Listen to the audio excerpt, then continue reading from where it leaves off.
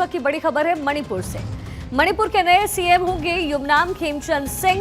नाम का हो गया ऐलान। बीजेपी विधायक दल की बैठक में इस नाम पर मुहर लगी है। सिंह जमई विधानसभा सीट से विधायक हैं युमनाम, मैतेई समुदाय से आते हैं। 2017 से 22 तक मणिपुर विधानसभा के अध्यक्ष रहे हुए हैं युमनाम खेमचंद सिंह। स्पीकर रहे हैं। मणिपुर के नए सीएम होंगे युमनाम खेमचंद सिंह। 17 और 22 दो बार विधायक चुन करके आए। मैतेई समुदाय से ताल्लुकात रखते हैं और कुकी और मैतेई समुदाय के बीच में जब गतिरोध देखने को मिला उस समय भी सामंजस्य बैठाने में बड़ा हाथ खेमचंद का था। हमारी पॉलिटिकल एडिटर अदिति नागर इस समय हमारे साथ कनेक्टेड हैं। अदिति, एक लंबा इंतजार मणिपुर की जनता को और साथ ही पूरे देश को भी, और अब नाम पर लग गई है मुहर।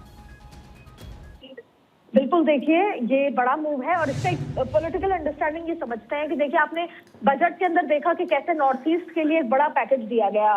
नॉर्थ ईस्ट को लेकर काफी कुछ देखने को मिला। उसकी सबसे बड़ी वजह थी कि आसाम में चुनाव होने वाले हैं और जब आप दावा करते हैं सुरक्षा का, सीमा सुरक्षा की बात करते हैं, साथ में आप भारतीय जनता पार्टी की तरफ से बात की जाती है कि हम डेवलपमेंट की बात कर रहे हैं, तो एक बात आती है कि मणिपुर में इतना बड़ा रकस रहा तो मणिपुर को क्यों सरकार हैंडल नहीं कर पाई, क्यों राष्ट्रपति शासन है।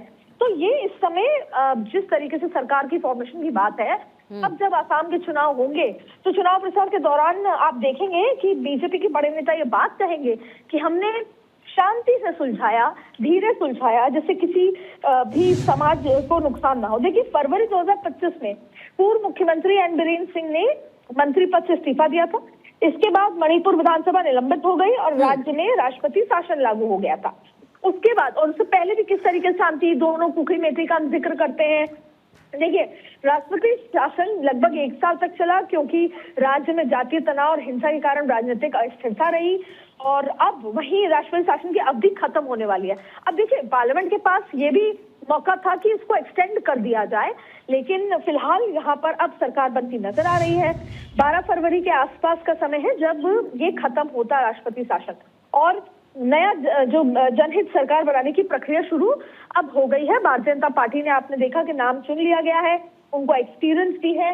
साथ ही आप देखिए भारतीय जनता पार्टी ने मणिपुर में नई सरकार बनाने की प्रक्रिया औपचारिक रूप से शुरू कर दी गई है और भाजपा संसदीय बोर्ड ने नेशनल के जो महासचिव हैं, राष्ट्रीय महासचिव तरुण चुग को केंद्रीय परीक्षक, सेंट्रल ऑब्जर्वर नियुक्त किया ताकि राज्य में बीजेपी विधायक दल नेता की उम्मीदवार चुना जा सके। और आप देखिए कि वो चीफ मिनिस्टर कैंडिडेट होते हैं।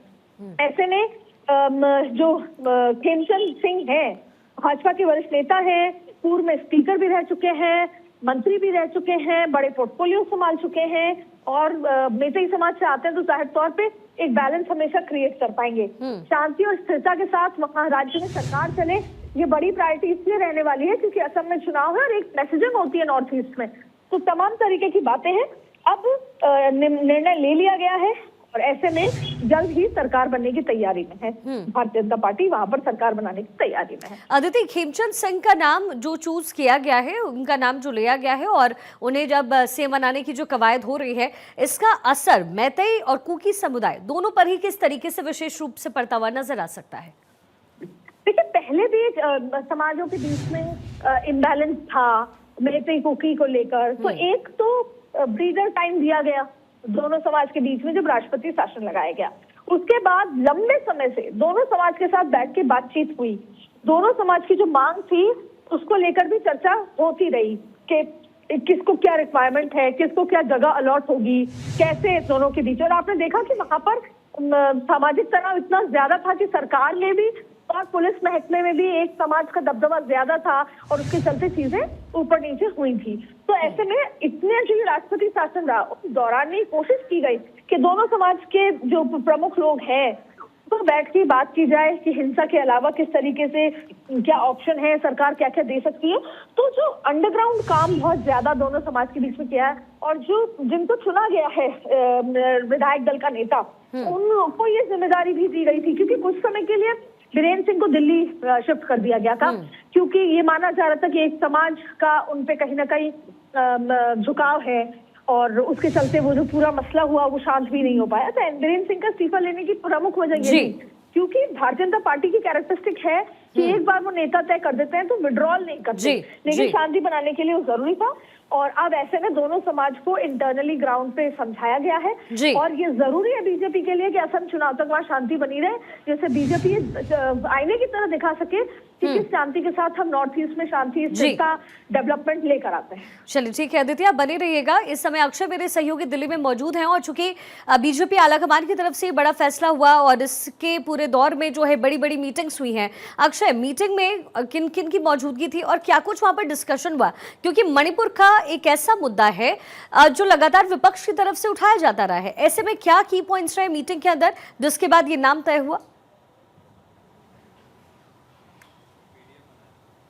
देखिए, सबसे बड़ी बात ये रही है कि दो महत्वपूर्ण बैठक आज हुई थी। एक तो केंद्रीय गृह मंत्री अमित शाह, इसके अलावा नितिन नवीन जो बीजेपी अध्यक्ष हैं, बीएल संतोष और साथ ही साथ अन्य नेता इसमें शामिल रहे, जिसमें कि सुनील बंसल की मौजूदगी रही।